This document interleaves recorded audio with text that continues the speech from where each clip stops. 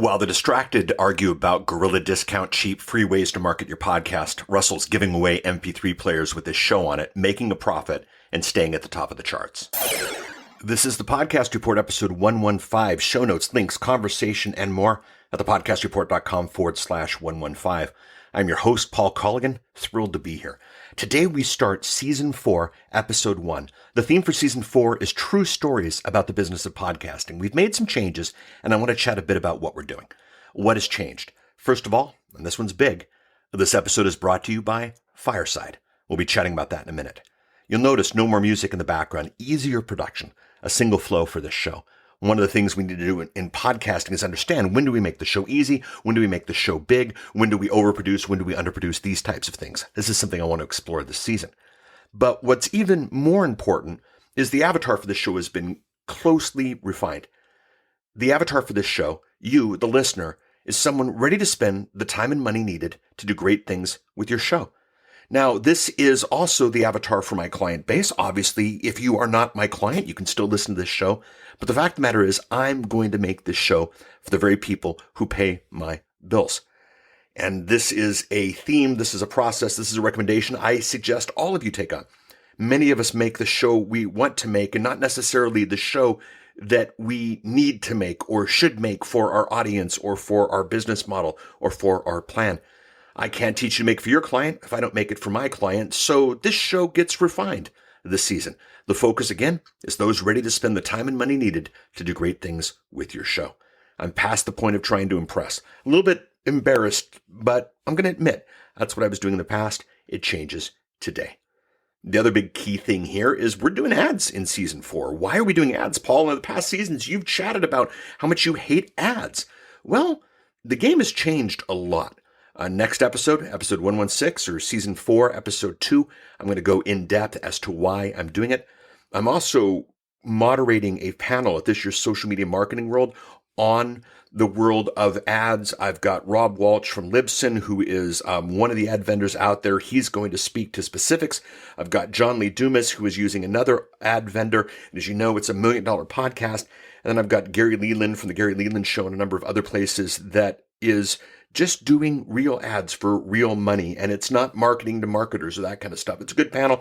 Those of you who can make it a Social Media Marketing World, please join me. It's going to be a fantastic time. For those of you who can't, we'll get part of the recording up here on the show.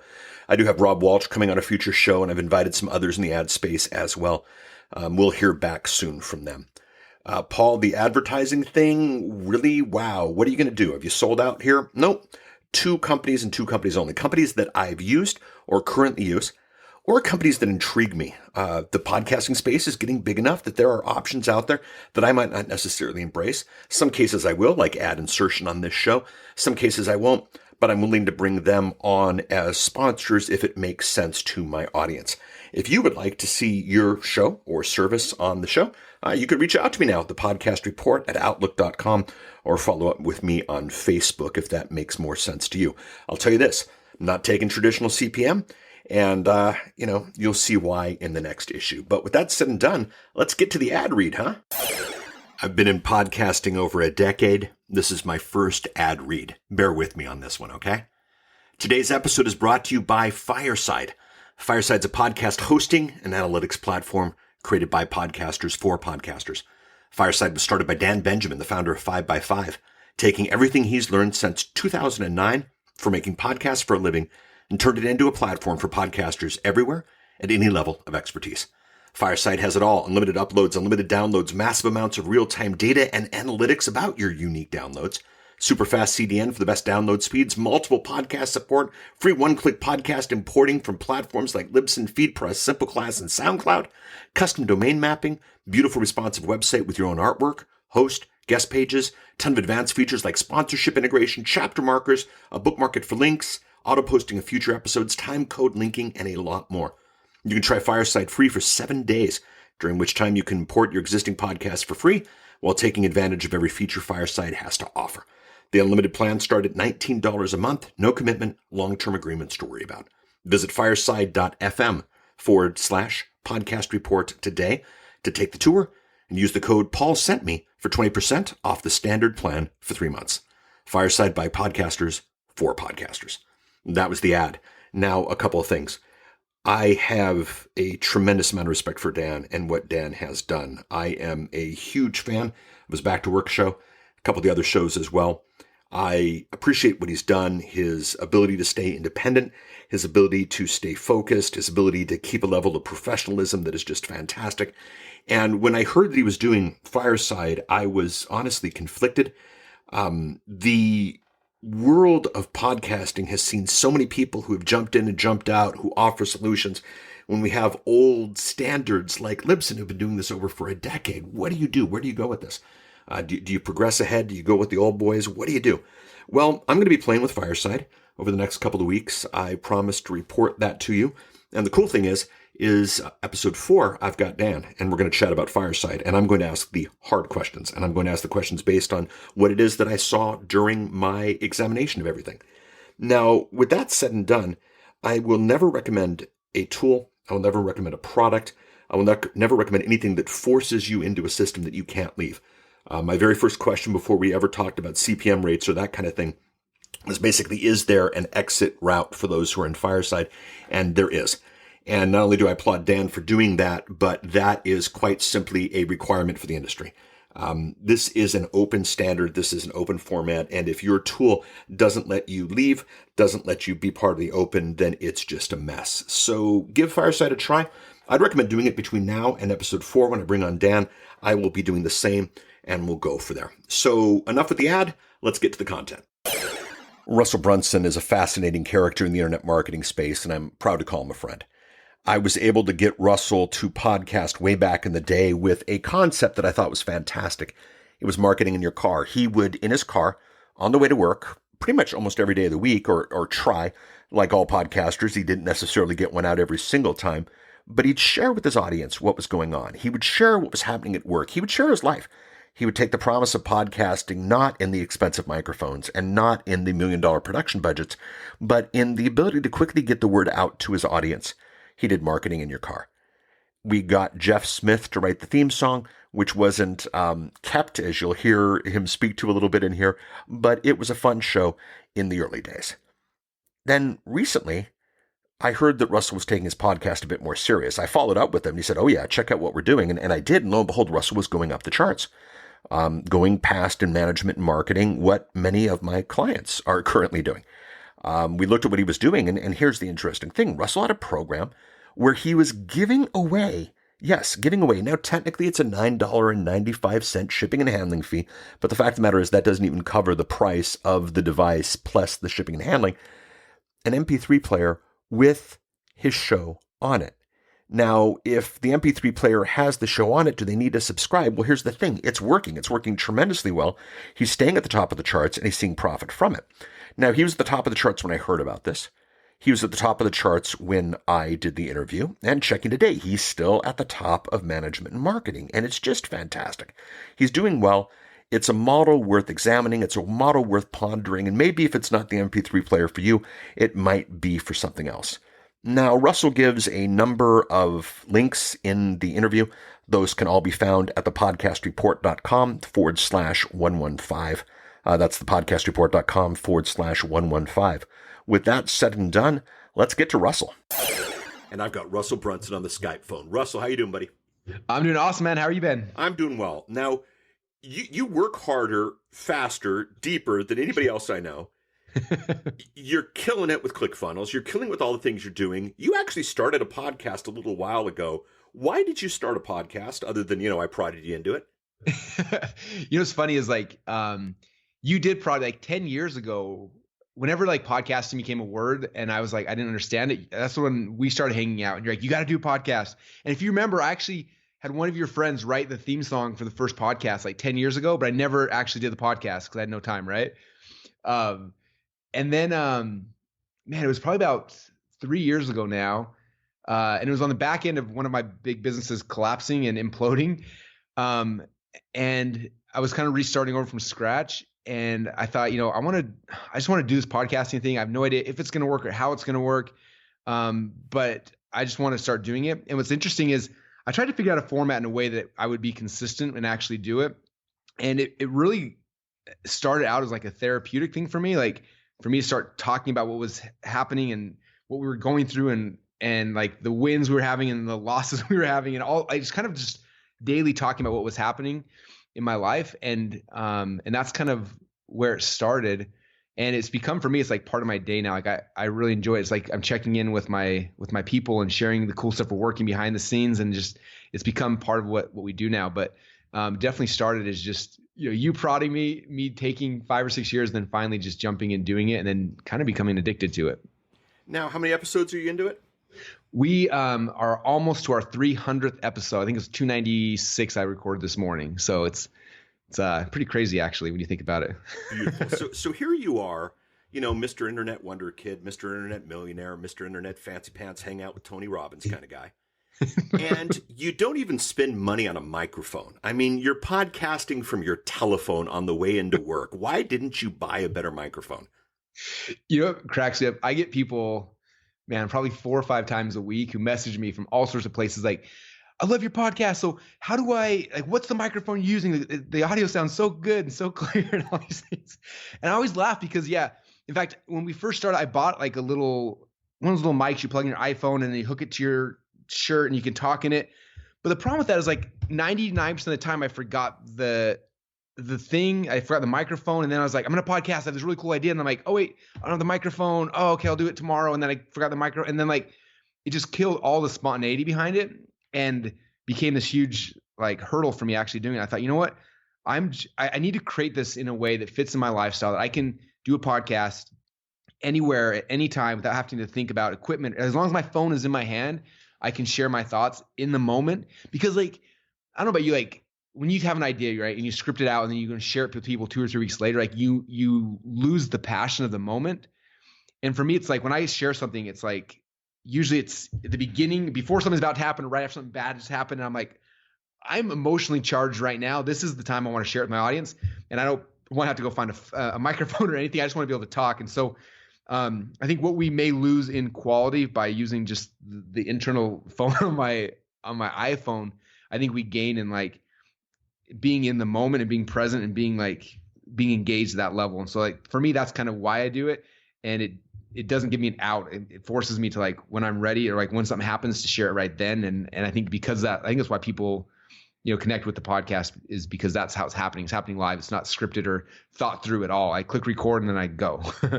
But it's just a passion project, right? I mean, you're not making any money from recording from a phone. It's funny. So initially I think it was, and the coolest thing is I didn't know, I should have called you. One of those like ego things. Like I always think I know a lot. So I don't reach out to my friends who are really smart on stuff like this. So I just launched the podcast and I didn't know how to set it up. Like I had no tracking, I had no stats. And it's funny because like we literally 2 weeks ago finally got tracking set up. So now I know how many people are listening. But prior to that, like I had no idea. And I'm actually so grateful I did, because if I'd have known that nobody was listening for the first year and a half, I probably would have stopped. But I had no idea. I was like, well, maybe there's people that like this. So I kept doing it and doing it.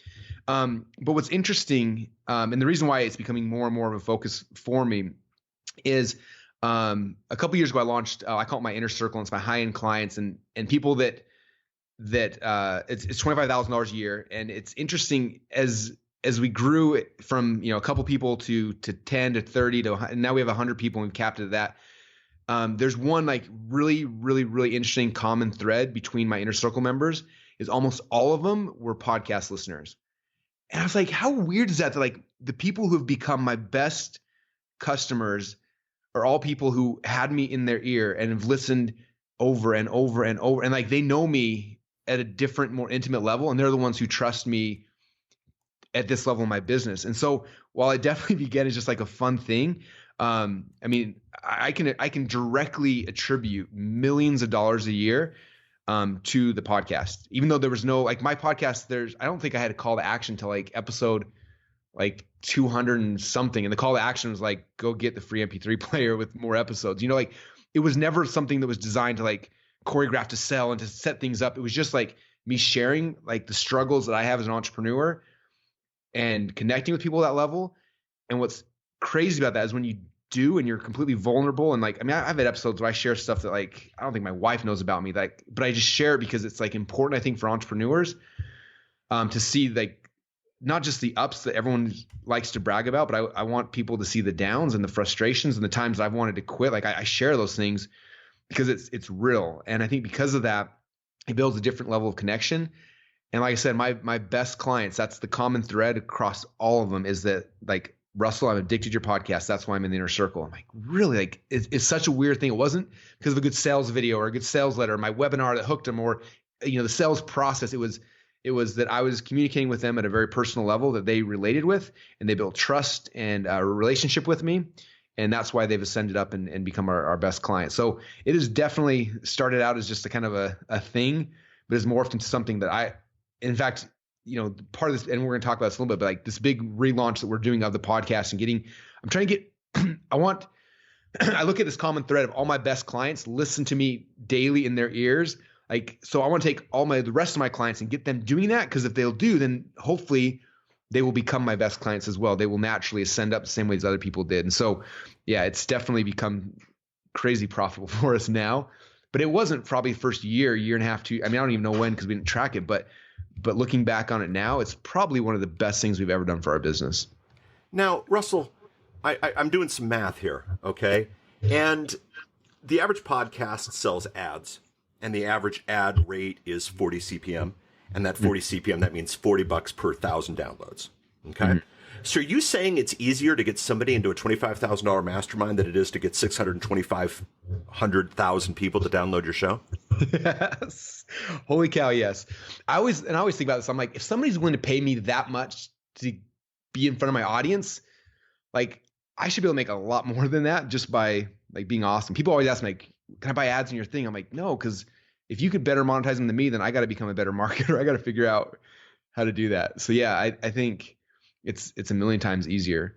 So it's easier to get somebody to pay $25,000 than it is to get 625,000 downloads. By far. And on a microphone that's just your phone, you couldn't even, here these people paying you all this money, aren't they worthy of a good microphone?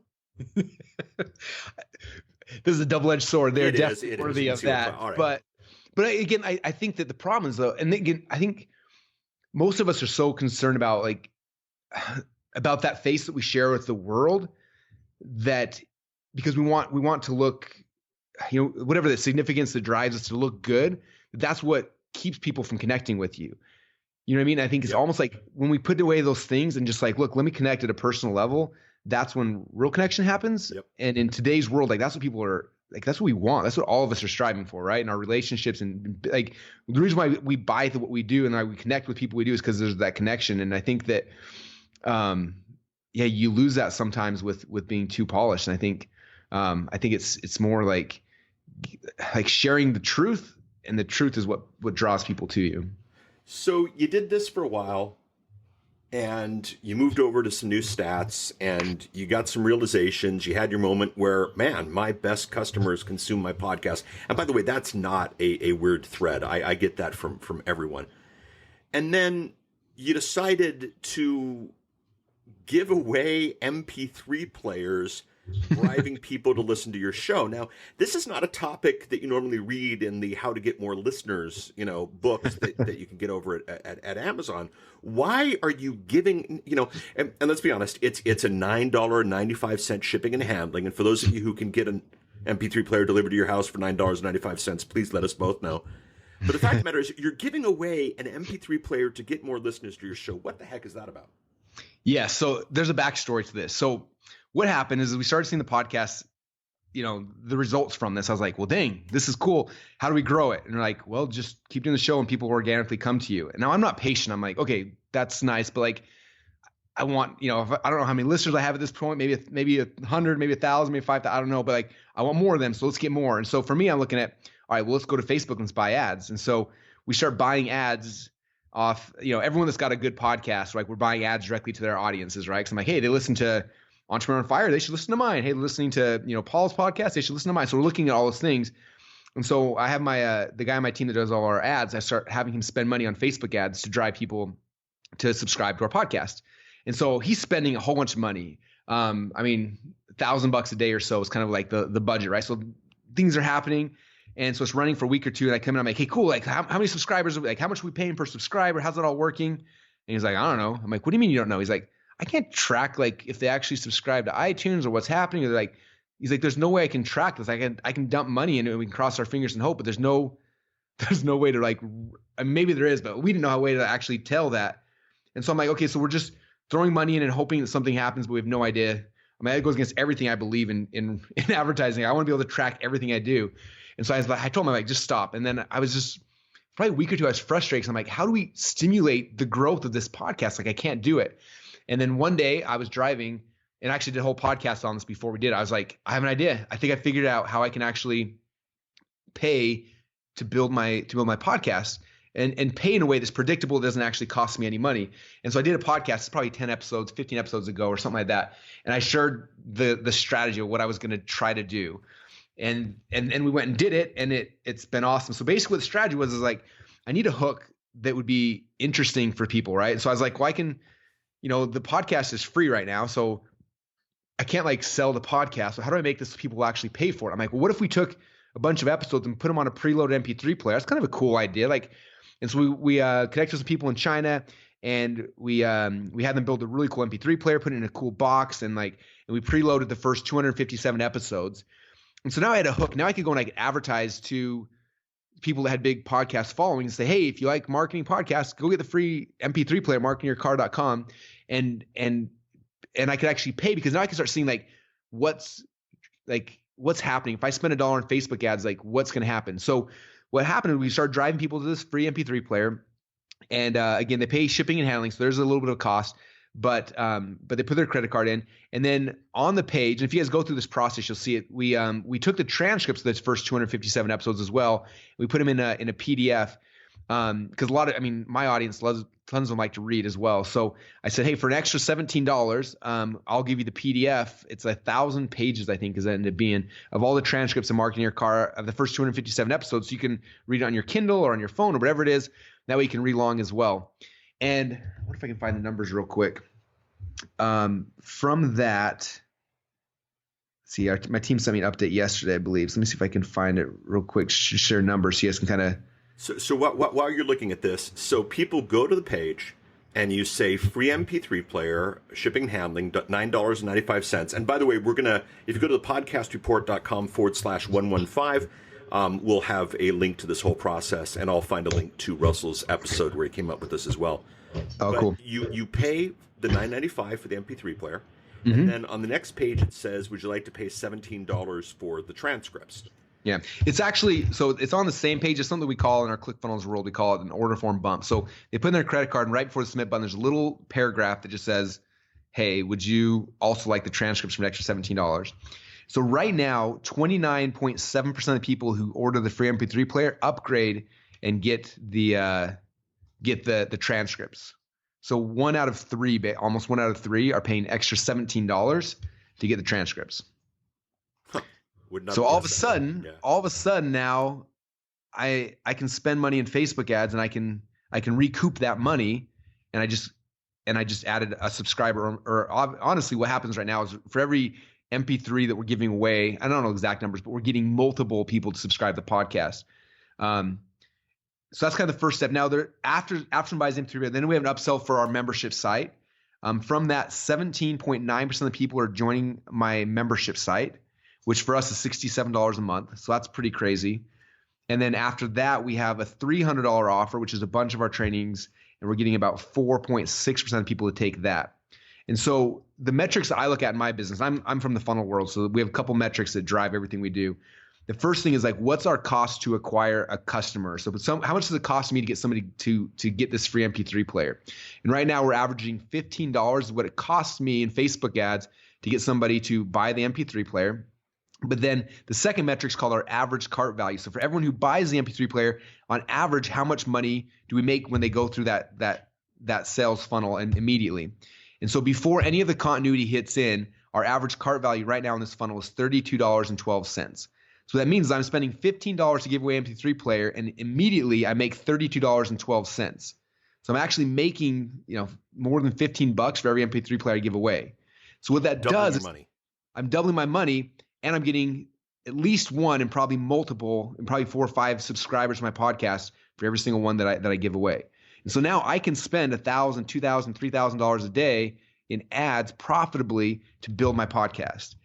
And if you've probably been watching the charts, like we've been hovering in the business category, number 1, 2, or 3, pretty much every single day since this is launched, because we're able to physically be driving people in where I don't know anybody else really who has a podcast, they can pay and profitably get members into it. And that's kind of the magic behind the model.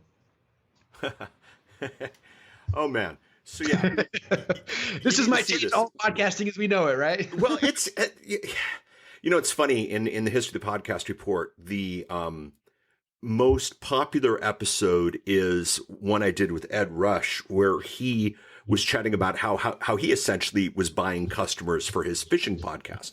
Mm-hmm. And I have a feeling this episode is going to be huge as well. But this idea, there's these themes in podcasting. You got to get a fantastic mic. You need to spend at least 3 years of your life researching microphones. And here's Russell doing it in his car. And then you got to wait for people to show up because everything's free. And yes, the podcast is still free, but Russell's spending $15 to get a new listener. But the cool thing is because he's not a dumb guy, he's making $30 to get a new listener. So he's getting new listeners and essentially doubling his money. And that's before they start consuming from listening to podcasts and buying our products, everything else. That's just immediately before anything else even happens, which is crazy. Is paying for customers the only way? No. So the cool thing about this is like it stimulates everything else, right? So right now, because we're paying for these customers, there's a surge of people coming in. Like now we're ranked really high in the iTunes store. And so because like I'm watching my subscriber now that I finally hooked up the analytics and stuff, we're watching our downloads are like it's like this huge spike. And I'd say half is from the paid stuff, but because the paid stuff's happening, it's stimulating all the organic stuff. We're listed there, we're showing up. More and more people are jumping in who never heard of us, who don't even know about the MP3 player, but that's happening and it's growing from that side as well. And so I always look at like we have this concept here in our office. We call it paid viral videos. And so like everyone wants to make a viral video, right? That goes huge.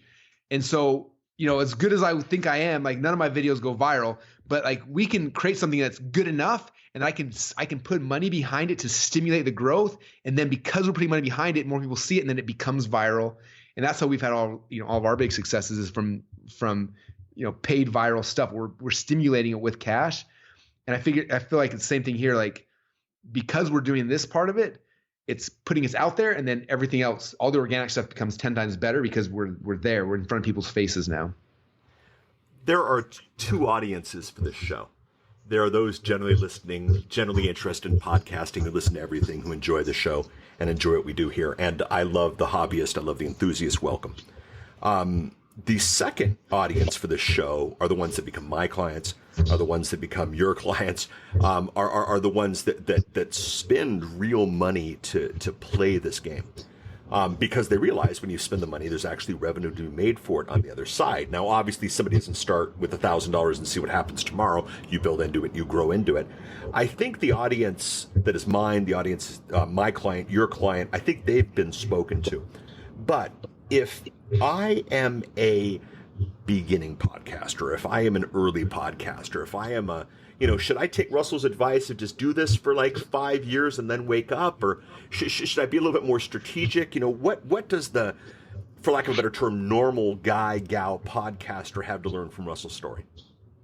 Yeah. So this is the biggest thing I would say. And I talk about this with my clients all the time. Like half of business or podcasting or whatever it is like you finding your voice, right? And most people they want to show the highlight reel of where they're at, but they don't want to do the work to get there.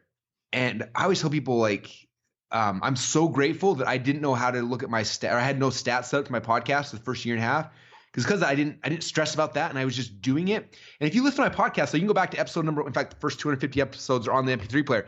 The first episode, I was not very good. Second one, I was not very good. Third, fourth. In fact, Steven here sits behind me. He was telling me the other day, he's like, yeah, the first 40 or so episodes of yours, they were good, but you hadn't hit your stride yet. It's about 40 or 45 something. You kind of hit your stride and you found your voice. And then all of a sudden it snowballs. And I don't care what platform you're on. If you're podcasting, you're Facebook Living, you're Periscoping, you're Snapchatting, whatever it is, I think the consistency of it, even if you're never planning on making money with it, it's the key to you finding your voice. And if you look at videos from me, anything from 3, 4, 5, 6 years ago, I wasn't polished. I'm still not polished. But I had to do it a lot over and over and over again. And you start finding your voice. And what's interesting is as you're doing things, you'll find out, like you said with your podcast, like some episodes people go crazy for and other ones they don't. And you're like, wow, why was that one interesting? Why did people care about that? And you look at that and you're like, wow, I talked about this. That must be what they want. And so you share more of that. And it's just such a cool organic thing where you're by the consistency of you doing it. I think at least, multiple times a week, but daily, if you can, consistency of publishing something, whether it be podcast, blogging, video, something, but you're consistently doing it. The first 100 episodes, whatever, is not about your audience. The first 100 episodes is about you finding your voice. And after you found your voice, at that point, your audience will have found you and it'll grow and you'll learn what they actually want and you'll become better and better and better. You look at now, like I am very clear on what my message is today.